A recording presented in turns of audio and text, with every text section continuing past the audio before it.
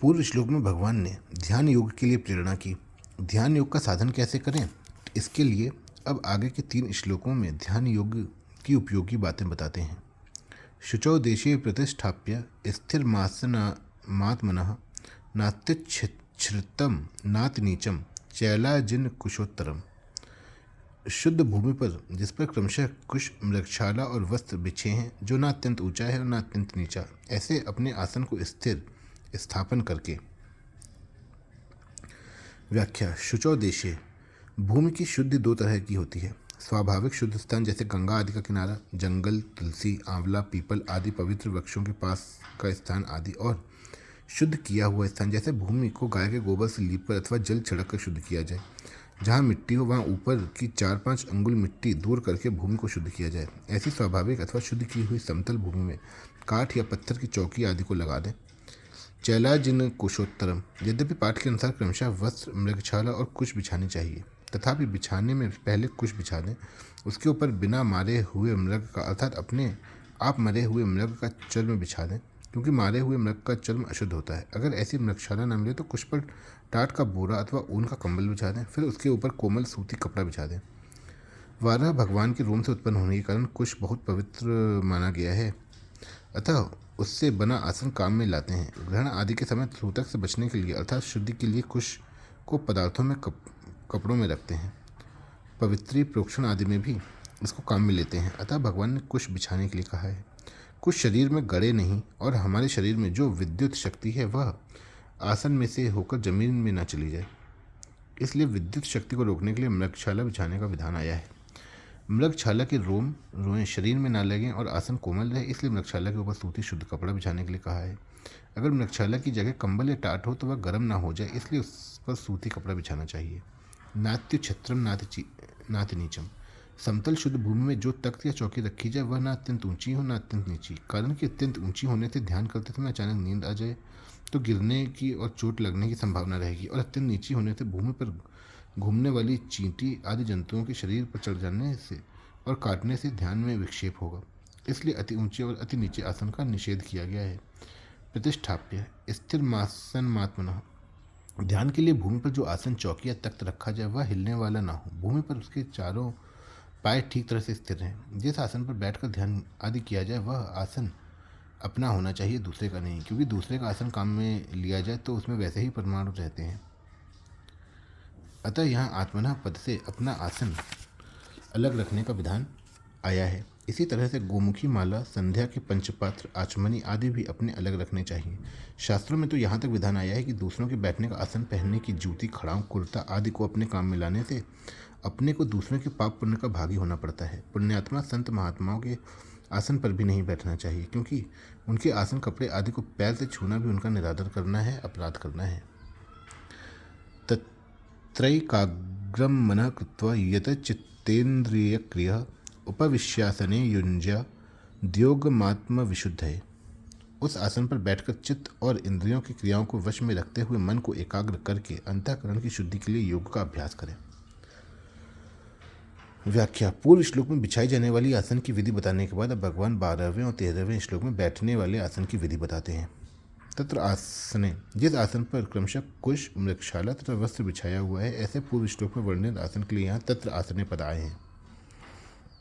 उपविश्य, उस बिछाए हुए आसन पर सिद्धासन, पद्मासन, सुखासन आदि जिस किसी आसन से सुखपूर्वक बैठ सके उस आसन से बैठ जाना चाहिए। आसन के विषय में ऐसा आया है कि जिस किसी आसन से बैठें उसी में लगातार 3 घंटे तक बैठा रहें, उतने समय तक इधर उधर हिले डुले नहीं। ऐसे बैठने का अभ्यास सिद्ध होने से मन और प्राण स्वतः स्वाभाविक शांत, चंचलता रहित हो जाते हैं, कारण कि मन की चंचलता शरीर को स्थिर नहीं होने देती और शरीर की चंचलता, क्रिया प्रवणता मन को स्थिर नहीं होने देती।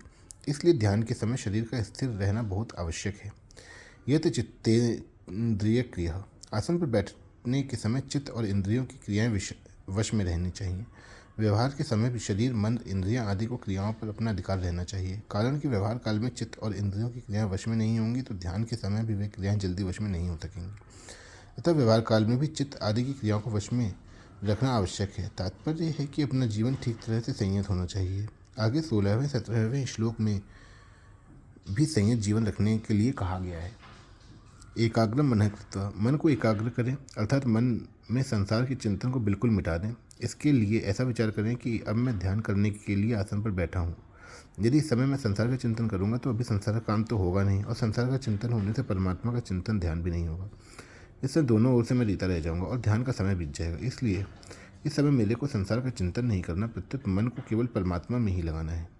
ऐसा दृढ़ निश्चय करके बैठ जाएं। ऐसा दृढ़ निश्चय करने पर भी संसार की कोई बात याद आ जाए तो यही समझे कि यह चिंतन मेरा किया हुआ नहीं है, किंतु अपने आप आया हुआ है। जो चिंतन अपने आप आता है उसको हम पकड़े नहीं, अर्थात ना तो उसका अनुमोदन करें और ना उसका विरोध। ऐसा करने पर वह चिंतन अपने आप निर्जीव होकर नष्ट हो जाएगा, अर्थात जैसे आया वैसे चला जाएगा, क्योंकि जो उत्पन्न होता है वह नष्ट होता ही है। यह नियम है। जैसे संसार में बहुत से अच्छे मंदे कार्य होते रहते हैं, पर उनके साथ हम अपना संबंध नहीं जोड़ते तो हमारे पर कोई उनका असर नहीं होता, अर्थात हमें उनका पाप पुण्य नहीं लगता। ऐसे ही अपने आप आने वाले चिंतन के साथ हम संबंध नहीं जोड़ेंगे तो उस चिंतन का हमारे पर असर नहीं होगा, उसके साथ हमारा मन नहीं चिपकेगा। जब मन नहीं चिपकेगा तो वह स्वतः एकाग्र शांत हो जाएगा। युंजाद योग मात्म विशुद्ध है। अंतःकरण की शुद्धि के लिए ही ध्यान योग का अभ्यास करें। सांसारिक पदार्थ, भोग, मान, बड़ाई, आराम, यश, प्रतिष्ठा, सुख, सुविधा आदि का उद्देश्य रखना, अर्थात इनकी कामना रखना ही अंतःकरण की अशुद्धि है। और सांसारिक पदार्थ आदि की प्राप्ति का उद्देश्य कामना न रखकर केवल परमात्मा प्राप्ति का उद्देश्य रखना ही अंतःकरण की शुद्धि है। रिद्धि सिद्धि आदि की प्राप्ति के लिए और दूसरों को दिखाने के लिए भी योग का अभ्यास किया जा सकता है, पर उनसे अंतःकरण की शुद्धि हो जाए ऐसी बात नहीं है। योग एक शक्ति है जिसको सांसारिक भोगों की प्राप्ति में लगा दें तो भोग, रिद्धियाँ और सिद्धियाँ प्राप्त हो जाएंगी, और परमात्मा की प्राप्ति में लगा दें तो परमात्मा प्राप्ति में सहायक बन जाएंगी। समम काय शिरो ग्रीवम धारयन्नचलम स्थिरः संप्रेक्ष्य नासिकाग्रम त्वं दिशश्चानवलोकयन्। काया, सिर और गले को सीधे अचल धारण करके तथा दिशाओं को न देखकर केवल अपनी नासिका के अग्रभाग को देखते हुए स्थिर होकर बैठे। यद्यपि व्याख्या समम काय शिरोग्रीवम धारयन्नचलम। यद्यपि काया नाम शरीर मात्र का है, तथापि यहाँ आसन पर बैठने के बाद कमर से लेकर गले तक के भाग को काय नाम से कहा गया है। शिर नाम ऊपर के भाग का अर्थात मस्तिष्क का भाग, और ग्रीवा नाम मस्तिष्क और काया के बीच का भाग। ध्यान के समय ये काया, शिर और ग्रीवा समसीध रहें, अर्थात रीढ़ की जो हड्डी है उसकी सब गांठें सीधी भाग में रहें और उसी सीधे भाग में मस्तक तथा ग्रीवा भी रहे। तात्पर्य है कि काया, शिर और ग्रीवा ये तीनों एक सूत्र में चल रहे हैं। कारण इन तीनों के आगे झुकने से नींद आती है, पीछे झुकने से जड़ता और दाएं बाएं झुकने से चंचलता आती है।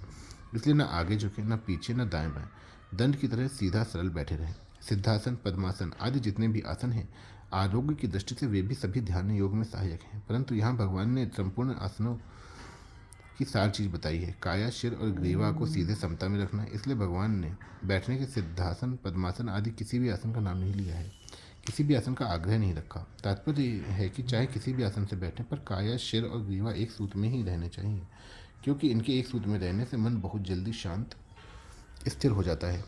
आसन पर बैठे हुए कभी नींद सताने लगे तो उठकर थोड़ी देर इधर उधर घूम लें, फिर स्थिरता से बैठ जाएं और यह भाव बना लें कि अब मेरे को उठना नहीं है, इधर उधर झुकना नहीं है, केवल स्थिर और सीधे बैठकर ध्यान करना है। दिशश्चानवलोकयन्, 10 दिशाओं में कहीं भी देखें नहीं, क्योंकि इधर उधर देखने के लिए जब ग्रीवा हिलेगी तब ध्यान नहीं होगा, विक्षेप होगा, अतः ग्रीवा को स्थिर रखें। संप्रेक्ष्य नासिकाग्रम त्वं, अपनी नासिका के अग्रभाग को देखता रहे, अर्थात अपने नेत्रों को अर्धनिमीलित अध मूंदे रखें। कारण कि नेत्र मूंद लेने से नींद आने की संभावना रहती है और नेत्र खुले रहने से सामने दृश्य दिखेगा, इसके संस्कार पड़ेंगे तो ध्यान में विक्षेप होने की संभावना रहती है। अतः नासिका के अग्रभाग को देखने का तात्पर्य अर्धनिमीलित नेत्र रखने में ही है। इस तरह आसन पर बैठने के बाद शरीर, इंद्रियां, मन आदि की कोई भी और किसी भी प्रकार की क्रिया ना हो, केवल पत्थर की मूर्ति की तरह बैठे रहें। इस प्रकार एक आसन कम से कम 3 घंटे स्थिर बैठे रहने का अभ्यास हो जाएगा तो उस आसन पर उसकी विजय हो जाएगी, अर्थात वह जितासन हो जाएगा। परिशिष्ट भाव, यहाँ नासिका के अग्रभाग को देखना मुख्य नहीं है, प्रत्युत मन को एकाग्र करना मुख्य है।